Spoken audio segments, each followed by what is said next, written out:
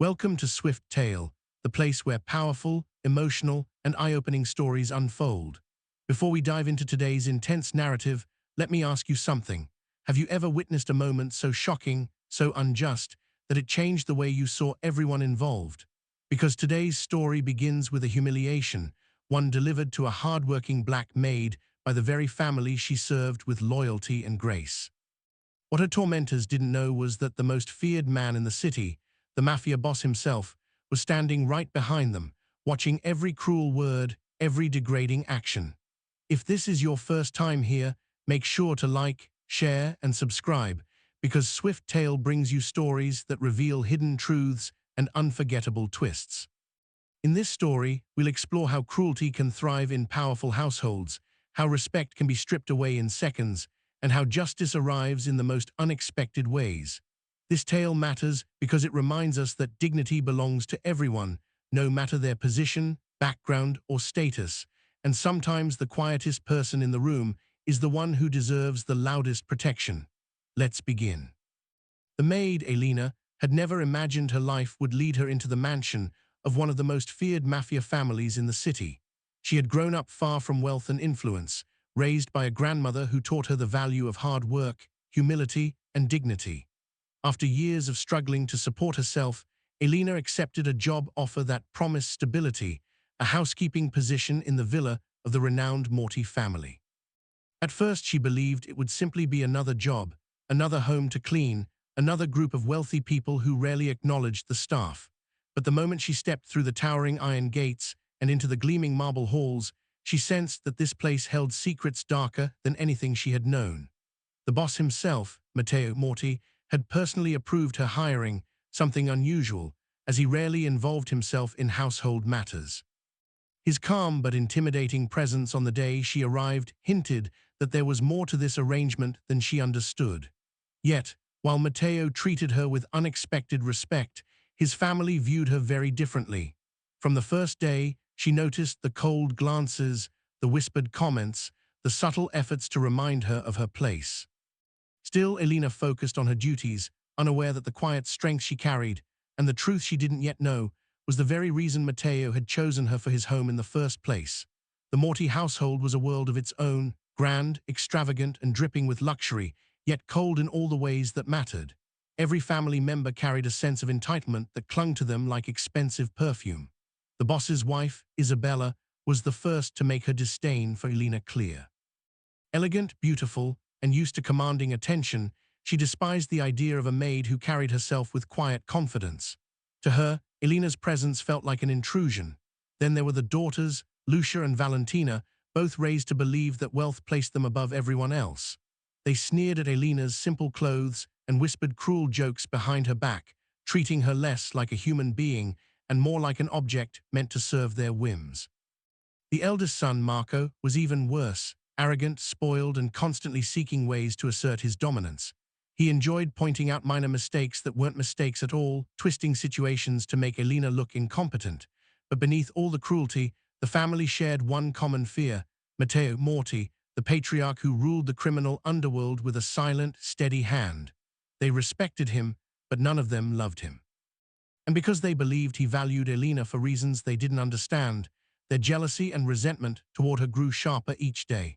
What Elena didn't know was that the bitterness brewing in the family would soon explode into a humiliation so cruel it would change her life forever, and reveal truths the Mortys had tried desperately to hide.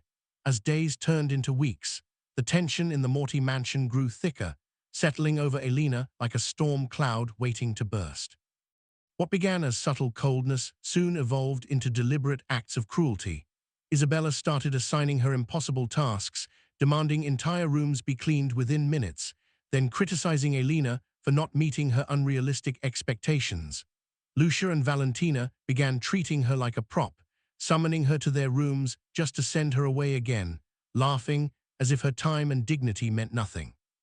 At family dinners, they would accidentally spill drinks near her feet, then sigh in exaggerated annoyance as they ordered her to clean it immediately. But Marco's behavior was the worst of all. He developed a habit of calling her by the wrong name, pretending not to hear her, or accusing her of stealing small items that were later found exactly where he had misplaced them. Every small injustice chipped at Elena's spirit, yet she held herself together with quiet grace, determined not to let them see her break. Matteo, often away on business, remained unaware of the torment she faced. His rare appearances were the only moments the family behaved, putting on a fragile mask of elegance and respect. But the moment he walked out the door, their cruelty returned sharper than before. Elena tried to endure it, convincing herself that things would eventually calm down. But deep down, she sensed something darker brewing, an undercurrent of jealousy and resentment that was growing rapidly. And she had no idea that the family was preparing a humiliation so public, so cruel, that it would finally push everything over the edge and set the stage for Matteo's explosive return. The breaking point came on a bright afternoon when the Morty family hosted an extravagant gathering in their grand hall, a place filled with crystal chandeliers and golden decor meant to impress every guest who stepped inside. Elena had been working tirelessly since morning, setting tables, polishing silverware, arranging flowers, yet she remained invisible, treated as nothing more than background noise. As guests mingled and music drifted softly through the air, Isabella seized the opportunity to humiliate her in front of everyone. She called Elena over, her voice dripping with false sweetness, and held up a shattered vase, one Elena had not even touched. "Look what you did," Isabella announced loudly, enough for the nearby crowd to turn and stare. Before Elena could respond, Valentina chimed in, accusing her of carelessness, while Lucia exaggerated fake disappointment, painting Elena as incompetent. Marco stepped forward, smirking, and suggested that perhaps someone like her didn't belong in such a refined home at all. Their voices overlapped in a chorus of cruelty, each word meant to push her further down. Guests laughed uncomfortably, unsure whether to intervene or join the spectacle. And then Isabella delivered the deepest cut, ordering Elena to kneel and clean the shattered pieces in front of everyone. For a moment, Elena stood frozen, humiliation burning through her like fire. She knelt slowly, her hands trembling as she picked up the shards, each piece reflecting the cruelty of the people standing over her. A few guests exchanged uneasy glances, but no one dared speak. The Morty family watched with satisfaction, believing they had finally put her in her place. But just as the laughter swelled and another insult left Marco's lips, an unexpected silence swept through the room. The crowd's expressions shifted from amusement to dread, and though Elena's back was turned, she felt the energy shift, felt the weight of someone powerful standing behind them. The humiliation wasn't over. But neither were the consequences that were about to hit the Morty family harder than they ever imagined. A heavy, unfamiliar silence fell over the room, so sudden and sharp that even the guests stopped mid-laugh. Elena, still kneeling on the marble floor with glass shards in her hands, sensed the tension shift before she even looked up. The air grew colder, tighter, and then she heard it, slow, steady footsteps approaching from behind the crowd. Each step was deliberate, echoing with a quiet authority that made the Morty family stiffen where they stood. Marco's smirk faded instantly. Isabella's face drained of color. Lucia and Valentina froze like statues caught doing something forbidden. When the guests instinctively stepped aside, the figure behind them became unmistakable. Matteo Morty, the Mafia boss himself, standing tall in the doorway, his expression unreadable yet terrifying in its calmness. For a moment, no one dared speak. Matteo's eyes, sharp and dark, scanned the scene, the shattered vase, Elena kneeling on the floor, the family towering over her with satisfaction still lingering on their faces. His gaze lingered on the trembling hands of the maid before lifting slowly to meet Isabella. She tried to compose herself, but Matteo's silence was far more intimidating than any outburst could have been. When he finally spoke, his voice cut through the room like a blade. "What," he said evenly, "is going on here?" Not a single family member stepped forward. They exchanged fearful glances, suddenly unsure of their rehearsed lies. Matteo walked closer, stopping just inches behind Elena. His presence wrapped around the room like a storm. He lowered his voice, speaking only to her. "Elena," he said gently, too gently for a man known for his ruthless reputation, "who did this to you?" She hesitated, her heart pounding. The truth threatened to spill, but fear held her tongue. Matteo noticed her silence and straightened, turning his attention to the family once more. "Everyone," he commanded, his tone dangerous, "into the sitting room. Now." The guests backed away, the family trembled, and Elena rose slowly to her feet, still unsure what would happen next. But one thing was certain, the humiliation she suffered was no longer hidden. Matteo had seen everything, and the reckoning his family had feared for years was about to begin. The sitting room felt colder than ever as the Morty family gathered, each of them standing rigidly like children, awaiting punishment. Matteo entered last, closing the door behind him with a quiet click that echoed louder than any slam. Elena stood near the entrance, unsure whether she should stay or leave, but Matteo gestured for her to remain. His eyes swept slowly across the room, and no one dared meet his gaze. Isabella tried to speak first, her voice trembling as she attempted to twist the narrative. "Matteo, we were just—" He lifted a hand, silencing her instantly. The gesture was small, but in this house, everyone knew what it meant. "I saw enough," he said coldly. "I want each of you to explain exactly why Elena was on her knees, cleaning broken glass in front of our guests, while you stood over her like she was nothing." Lucia and Valentina looked at one another, their confidence shattered. Marco stepped forward, clearing his throat, trying to mask the fear in his voice with arrogance. "She dropped the vase. We were just teaching her to be more careful." Matteo stared at him, unmoving, until Marco's voice slowly withered away. "The vase," Matteo said quietly, "was in my office until this morning, and none of you had permission to touch it." The room seemed to shrink as the truth suffocated their excuses. Isabella attempted to redirect the blame, claiming Elena had been disrespectful, that she needed discipline. But Matteo cut her off again, this time with a fury simmering beneath his calm exterior. "Discipline," he repeated, "or humiliation?" His voice sharpened.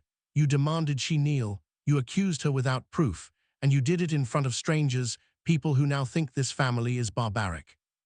The daughters began crying softly, finally realizing they could no longer hide behind their wealth or their mother's influence. Marco clenched his fists, but even he seemed smaller under his father's unforgiving stare. Matteo took a step closer, his presence overwhelming. "Elena has shown this family more loyalty, integrity, and dignity than any of you," he said, his voice heavy with disappointment. "And this is how you repay her." For a moment, no one spoke. The weight of his words pressed down on the room like a verdict. Matteo delivered consequences with precision, removing privileges, cutting off allowances, assigning strict limitations, and making it clear that their behavior had permanently stained his trust in them. Isabella tried to protest, but Matteo's raised voice, rare and thunderous, silenced her instantly. And through it all, Elena stood stunned, realizing for the first time that she wasn't alone in her suffering. Matteo's anger wasn't just fury, it was protection, a promise, a line drawn in the sand. The Morty family had crossed it, and now, for the first time in their lives, they were forced to face the one truth they'd refused to acknowledge. In this house, respect was not optional, and the person they had tried so hard to break was the one their father valued above all. The room fell into a thick, uneasy silence after Matteo delivered his judgment, but the story was far from over. The Morty family, still shaken, stared at him with a mixture of fear and confusion. They had never understood why their father held Elena in such high regard, why he trusted her more than his own blood, why he treated her with a quiet respect that seemed out of place for a man of his reputation. Matteo turned toward Elena then, his expression softening in a way none of his children had ever witnessed. "You all want to know why she matters," he said, his voice low but heavy with meaning. "Why I will not allow you to mistreat her. Why I owe her more than you can imagine." He took a slow breath, as though pulling memories from a place he rarely touched. "Years ago," Matteo began, "before any of you learned what loyalty truly means, Elena saved my life." The family stiffened, their eyes widening in disbelief. Matteo explained how, during a violent ambush years earlier, he had been wounded and left vulnerable in an alley near the neighborhood where Elena once lived. She had found him bleeding, barely conscious, and instead of running, like any sensible person would, she dragged him to safety, hid him, and stopped the bleeding until help arrived. "She didn't know who I was," he continued. "She had no reason to risk her life, but she did it anyway." Isabella looked stunned. Marco's jaw clenched tightly. The daughters exchanged shocked glances, guilt washing over them like cold water. Matteo wasn't finished. "And that wasn't all," he said quietly. He revealed how, after his mother fell severely ill, Elena, who at the time worked in a local clinic, had cared for her with compassion, refusing payment, and treating her with a kindness the Morty family had long forgotten how to show. Matteo's voice softened further. "My mother told me Elena had a heart stronger than most people with power. She said, if I ever found her again, I should protect her, because she protected us when she owed us nothing. The family's cruelty suddenly felt unbearable, even to them. They had humiliated a woman who had once saved their father's life and comforted their dying grandmother. Elena stood still, overwhelmed, tears gathering in her eyes, not from sadness, but from the weight of truths she never expected to be spoken. Matteo faced his family with one final, steady glare. So understand this, he said firmly. Elena is not a servant to be broken. She is the reason I am standing here today. For the first time since she entered the mansion, the Morty family looked at Elena not with contempt, but with shame, a painful realization settling in. The woman they had tried to degrade was the very person who had held their family together long before they ever knew her name. As the truth settled like dust in the silent hall, the Mafia boss's family realized that their world was about to change forever, and not in the way they had arrogantly assumed.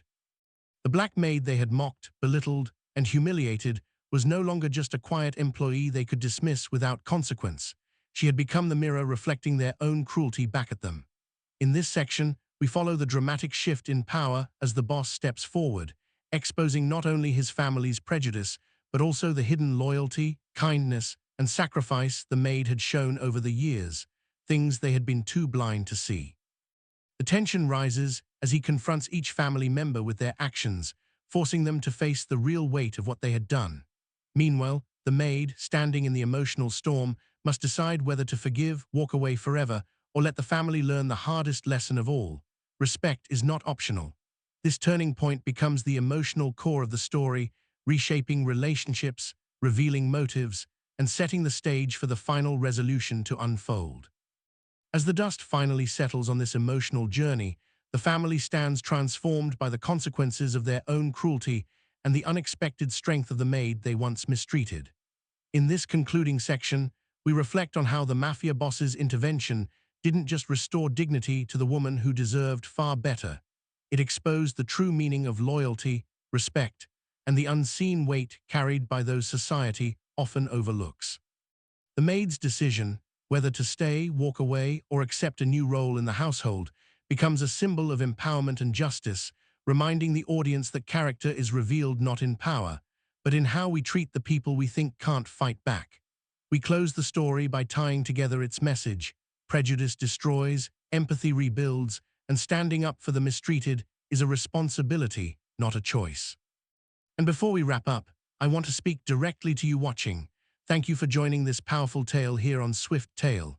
If this story moved you, inspired you, or opened your eyes, make sure to like, share, and subscribe, and don't forget to drop a comment about your thoughts or the lesson that resonated most with you. Your engagement helps these stories reach more people who need to hear them.